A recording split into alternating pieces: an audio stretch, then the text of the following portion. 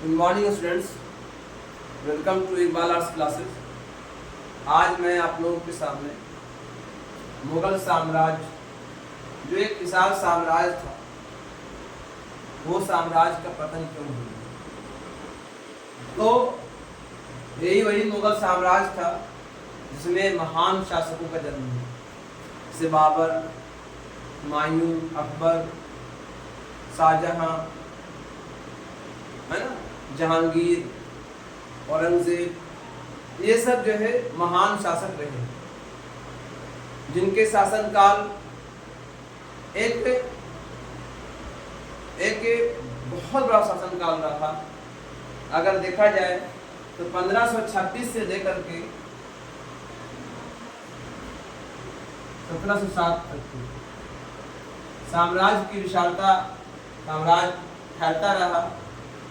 लेकिन कहता है कि शाहजहां का शासनकाल जो था वो सबसे स्वर्णिम काल था, सबसे महत्वपूर्ण काल माना जाता था और शांति का काल था उस काल में। इसलिए शाहजहां को रियल में निर्माता कहा जाता, मतलब मुगल काल का निर्माता कहा जाता है, यानी बिल्डर कहा जाता है। उसके शासनकाल में कला, संस्कृति, स्थापत्य कला काफ़ी विकास हुआ, आर्ट एंड आर्किटेक्चर्स का काफ़ी विकास हुआ, बहुत सारी बिल्डिंगें बनाई गई, लॉट्स ऑफ बिल्डिंग्स।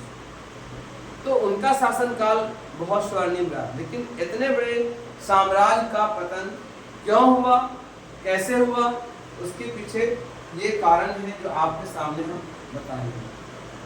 तो वो काल जो अकबर का काल था, जहाँ हर तरफ विजय होती थी, हर तरफ विजय का पताका फहराया जाता था, बड़े बड़े महान शासकों को हरा दिया उसने। लेकिन कहा जाता है कि जो साम्राज्य बड़ा भी होता है, जो ऊंचाई पर जाता है, उतना तेजी से गिरता नहीं है। तो मुगल काल के जो अंत का और पतन का जो सबसे बड़ा कारण था, साम्राज्य की विशालता। मुगल काल, एक मुगल जो साम्राज्य था, एक विशाल साम्राज्य है ना। इसका साम्राज्य की विशालता इस बात से रहता है कि पूरा उत्तर भारत, कश्मीर जो वर्तमान का पाकिस्तान है, पेशावर तक, अफगानिस्तान, गंधार, यानी पूरे एरिया में फैला हुआ था। साउथ इंडिया के दक्कन तक पहुंच चुका था उसका साम्राज्य।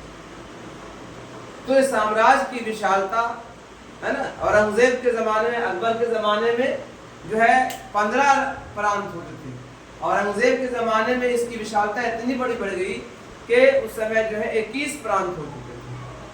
तो साम्राज्य की विशालता जब हुई और उसके बाद जो है बड़े बड़े शासक दुनिया से चले गए, तो जो बाद में शासक आए वो कमजोर थे, इतने बड़े साम्राज्य को संभाल नहीं पाए, और जितने जो गवर्नर थे, उनके जो सूबेदार थे, उन्होंने अपने को आजाद घोषित कर दिया और इस तरह से इस साम्राज्य का पतन हो गया।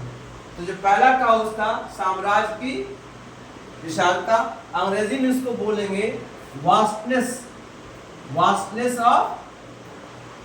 ऑफ एम्पायर, एम्पायर की विशालता। ठीक है।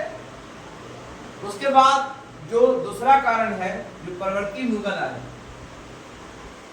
है ना, इनको लड़ाई और युद्ध से कोई मतलब नहीं था। इनकी जीवन विलासिता की जीवन थी। ये बड़े बड़े महलों में रहते थे और इनकी कमजोरियों का फायदा उठा करके जिनके दुश्मन इन पर आक्रमण करते थे, इनके साम्राज्य को छीनते चले गए। और धीरे धीरे मुगल साम्राज्य, जो इतना बड़ा साम्राज्य था, ये साम्राज्य धीरे धीरे संकुचित चला गया। तो दूसरा कारण था, जो परवर्ती मुगल जितने भी आए, उनका जीवन विलासिता का जीवन था, आराम और आसानी से नहीं गुजारता था। ठीक है। वो अपने साम्राज्य को देखभाल नहीं करते थे, है ना। अकबर के जमाने में या किसी और भी, औरंगजेब के जमाने में, उस दौर में किसी की हिम्मत नहीं थी कि कोई इस पर आंख उठा कर। लेकिन जैसे जैसे जो है सभी शासक चले गए, जो मेन शासक थे, उसके बाद बाकी जो शासक रहे, वो शासक ने इतने बड़े साम्राज्य को संभाला नहीं और उनका अंत हो गया। तो ये दूसरा कारण था। तीसरा कारण था, आप अंग्रेजी में इसको लिखे द है ना ineligibility of later movement, they live in the comfortable life. अब आइए मुगल सरदारों की चरित्रहीनता। औरंगजेब के समय, जो अकबर के समय, हुमायूं के समय, बाबर के समय, उस समय जो मनसबदार थे या जो सूबेदार थे या जो उनके सरदार होते थे, जो उनके आर्मी चीफ होते थे, वो अच्छे चरित्र के होते थे, अच्छे किरदार के।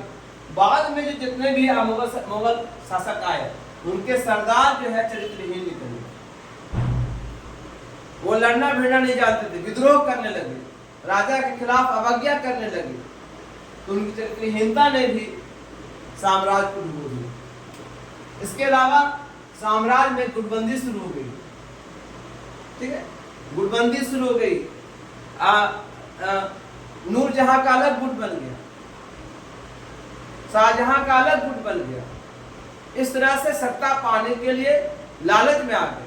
औरंगजेब के जमाने में भाई भाई में झगड़ा हो गया, दारा शिकोह अलग हो गए, औरंगजेब अलग हो गए, तो आपस में जब गुटबंदी हुई तो कहता है गुटबंदी जब होती है तो बड़े बड़े साम्राज्य टूट जाते हैं। तो तीसरा जो अगला कारण जो था, चौथा कारण दलबंदी और गुटबाजी। और उसी समय विदेशी हमला भी हुआ। विदेशी हमलों के कारण ये है ना भारत में मुगल साम्राज्य का पतन हो गया। फॉरेन बहुत सारे विदेशी यात्री भी आए थे इंडिया में, है ना, तो विदेशी आक्रमण ने भी है ना मुगल वंश को तबाह कर दिया। और उत्तराधिकार का नियम, राजा कौन बनेगा इसके बारे में कोई नियम कानून नहीं था, है ना, जहाँ पर जिसकी लाठी उसकी भैंस थी, जो जिसको चाहता था बन बैठता था। उत्तराधिकार कौन होगा, राजा के बाद गद्दी कौन संभालेगा, इसके बारे में कोई नियम कानून नहीं था। ये भी एक कारण बना। सबसे बड़ा प्रॉब्लम था नौसेना का अभाव। नेवी फोर्सेस नहीं थे उनके, लैंड फोर्सेस थे, लेकिन नेवी फोर्स जो बाहर से आने वाला जो दुश्मन है उनको कैसे संभाला जाए। क्योंकि मुगल साम्राज्य का पतन जो हुआ उसका मेन कारण था east India company. East India company ने धीरे धीरे उनके अंदर जो है अलग आया था, व्यापार की वजह से, व्यापार का नियम लेके आया था। लेकिन जब उसने देखा कि आपस में ही तोड़फोड़ है, आपस में ही गुटबंदी चल रही है, तो उसका फायदा उठा करके धीरे धीरे मुगल साम्राज्य के है ना हिस्सों पर कब्जा करना शुरू किया। तो अगर नौसेना मजबूत होती तो इनको आने नहीं दिया था, इनको रोका जाता, इनकी जांच पड़ताल होती, इनके जो विरोधी नीतियां थी उस पर कार्रवाई की जाती। तो मुगल साम्राज्य में नौसेना की कमी थी। औरंगजेब की दक्कन नीति, कहा जाता है कि औरंगजेब जो है दक्कन में 16 वर्ष गुजार दिए और विजय भी नहीं मिला, ठीक है, क्योंकि जिद्दी आदमी थे, जिद पकड़ लिया था हम तो जीत के रहेंगे। तो इसमें सेना में विद्रोह हो गया, सेना इसके खिलाफ हो गई, है ना। और एक तो वो खुद बूढ़े थे, है ना, 80 साल का बूढ़ा आदमी, तो खुद बूढ़े थे और सेना में विद्रोह का मतलब बेचैनी पैदा हो गई, न जीत मिल रही थी न हार मिल रही थी, बस लेकर के दक्कन में फैले थे, जिसके कारण जो है उत्तर भारत में, पश्चिम भारत में और जो है जो कश्मीर के इलाके में जो और भी जो सूबेदार थे या लोग थे, है ना, विद्रोह और समझिए कि विरोधी नीति सोचने लगे बेपरवाह होने के कारण।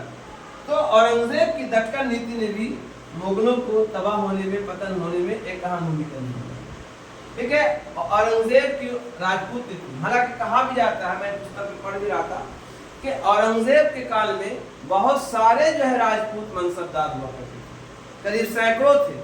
लेकिन जो अकबर ने नीति अपनाई थी, जो जहांगीर ने नीति अपनाई थी, है ना, राजपूत नीति, राजपूतों से मिलकर रहना, उनसे दोस्ती करना, उनसे मित्रता करना, उनसे वैवाहिक संबंध स्थापित करना, वो औरंगजेब ने नहीं किया, जिसके कारण जो है मुगल काल का पतन हो गया। और यह है मुगल काल में जो आंतरिक विद्रोह था, जो अंदरूनी विद्रोह था, उसको दबाने के लिए कोई फोर्स नहीं था, कोई पुलिस फोर्स नहीं था, कोई व्यवस्था नहीं थी। तो एक पुलिस फोर्स का होना जरूरी है ना। ठीक है, आर्मी है बाहर युद्ध से लड़ने, लेकिन इंटरनल जो फोर्सेस है, CIDs वगैरह होते हैं, जो कोई विद्रोह के नियम बना रहा है या नियत कर रहा है, तो उसको रोकने के लिए बहुत जरूरी होता है। तो पुलिस व्यवस्था नहीं थी, या थी तो कमजोर थी। साम्राज्य का आर्थिक दिवालियापन, खास करके शाहजहां के जमाने में पैसा इतना बिल्डिंग में खर्चा कर दिया गया, और बड़ी बड़ी बिल्डिंगें बनाने में जो पैसा खर्च हुआ, तो धीरे धीरे जो खजाना था, जो उनका खजाना, जिससे कोई भी देश चलाने में, कोई भी साम्राज्य चलाने में पैसा बहुत जरूरी है, मनी बहुत जरूरी है। आर्थिक दिवालियापन इसी के कारण हुआ, और जिससे साम्राज्य का पतन हो गया। कुछ शासक जो थे सेल्फिश हो गए, स्वेच्छाचारी का मतलब सेल्फिश हो गए, जनता की भलाई ना सोच कर करके खुद के बारे में सोचते थे, अपने अपने अपने बारे में सोचते थे। जनता के बारे में अगर सोच, जनता आपका साथ देगा। तो कुछ शासक जो थे, खासकर लेटर मुगल में, स्वेच्छाचारी हो गए हैं, और जो है कुछ मुगलों में चरित्रहीनता भी आ गई। दिन रात वो जो है मुजरा देते थे, खास करके लेटर मुगल में, है ना। दिन रात जो है गाने सुनते थे, आगे पीछे औरतें होती थी, और शान शौकत जिंदगी गुजारते थे। लड़ाई झगड़ा और साम्राज्य को देखभाल करना इनके जिम्मे नहीं, देखते ही नहीं थे, जिससे बहुत सारे सूबेदार इनसे अलग हो गए। जैसे कि बंगाल के नवाब अलीवर्दी खान, जो सराय दौला के नाना थे, वो भी पहले मुगल साम्राज्य में एक सूबेदार थे, और वो अलग होकर के बंगाल को अलग कर लिया, बंगाल अपने कब्जे में कर लिया, और बंगाल के नवाब बन बैठे। तो एक कारण था।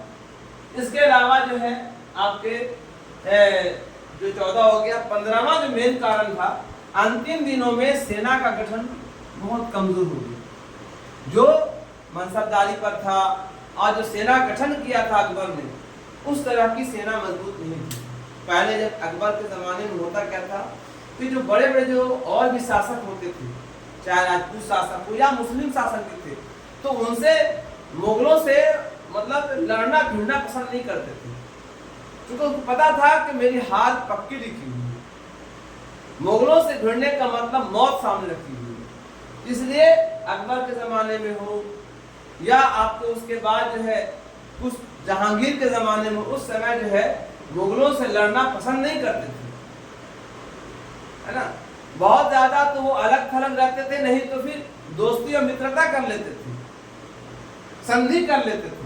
लेकिन अंतिम दिनों में जो शासक जो थे वो इस लायक नहीं थे कि अपने सेना को संगठित कर सके। यही वजह थी, इन सब कारण थे कि मुगल साम्राज्य का पतन हुआ। और मुगल वंश का जो अंतिम शासक था वो बहादुर शाह जफर थे, जिनको अंग्रेजों ने गिरफ्तार कर लिया, उन्हें रंगून भेज दिया, जहां उनकी मौत हो गई।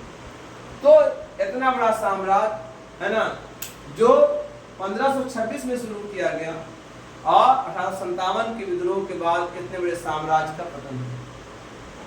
तो ये बात दर्शाता है कि कोई भी साम्राज्य हमेशा रहने के लिए नहीं आया है, चाहे वो कितना बड़ा साम्राज्य हो। उसका एक उदाहरण आप मौर्य वंश को भी ले लें, गुप्त वंश को भी ले लें, तो हर वंश जो विशालता की ओर गया उनका पतन भी हुआ। तो इस वीडियो को यहीं पर अंत करते हैं।